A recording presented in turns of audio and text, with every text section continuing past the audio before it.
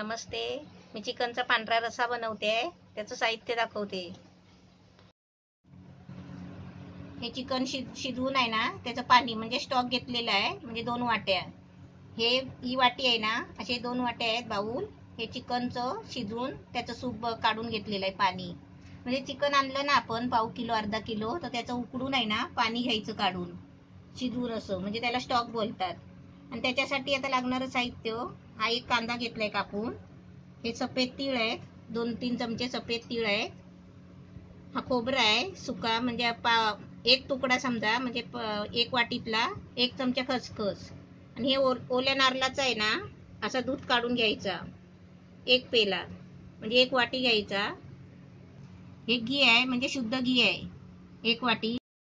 हे गरम मसाला खडा मसाला घेतलाय, त्याच्यामध्ये 10-12 काली मिरी घ्यायचे, असे लवंग घ्यायचे 10-12, 1 काली इलायची मसाल्यातली, आणि दालचिनीचे तुकडे घ्यायचे असे छोटे छोटे 2-4 करून असे. त्याच्यासाठी हे पाणी आहे. आता मी पहिलं काय करते, हे मिक्सरचा भांडा घेतलाय, त्याच्यामध्ये आहे ना एक कांदा,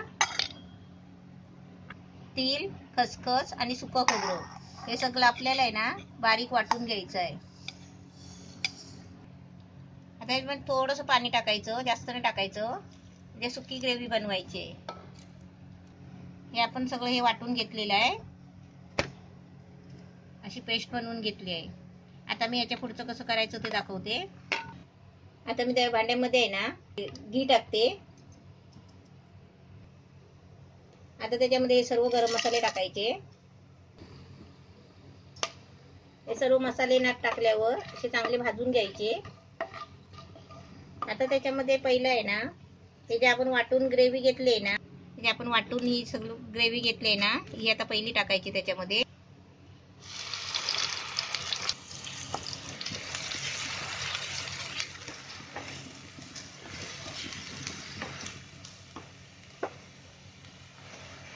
गॅस फास्ट केलाय आता.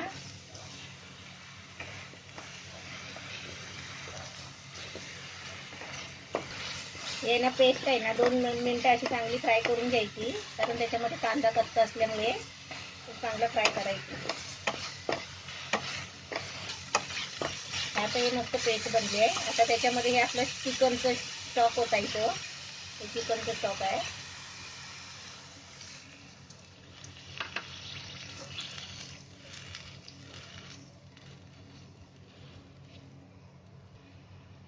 त्याच्यामध्ये थोडं पाणी ओतायचं. आता आपण हे कसं माहिती आहे, आपण स्टॉक बनवायचं आहे ना, ते आपल्याला घट्ट नाही बनवायचं, पातळ बनवायचं पिण्यासारखा.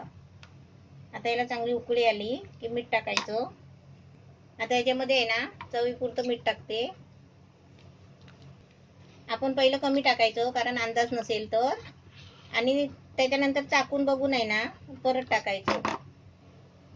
एकदम मस्त छान दिसतंय बघा, कलर एकदम. गॅस पण मी फास्ट ठेवलाय. आता याला थोडीशी उकळी आली ना की गॅस बंद करून त्याच्यामध्ये आपण नारळाचं दूध ओतायचं आहे.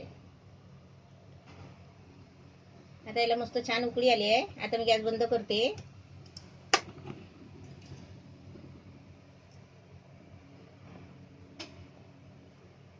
आणि आता याच्यामध्ये आहे ना मी नारळाचं दूध ओतते. हे नारळाचं दूध आहे, 1 पेला काढलाय. आपला मस्त रसा तयार झालेला आहे. आता मी तुम्हाला काढून दाखवते. चिकनचा पांढरा रस्सा एकदम मस्त छान झालाय. असा तुम्ही पण बनवा. आपण भाताबरोबर खायचा, असं सूप बनवून पिलात तरी पण चालेल. आपल्या मनावर आहे, आपण कशाबरोबर पण हे खाऊ शकता.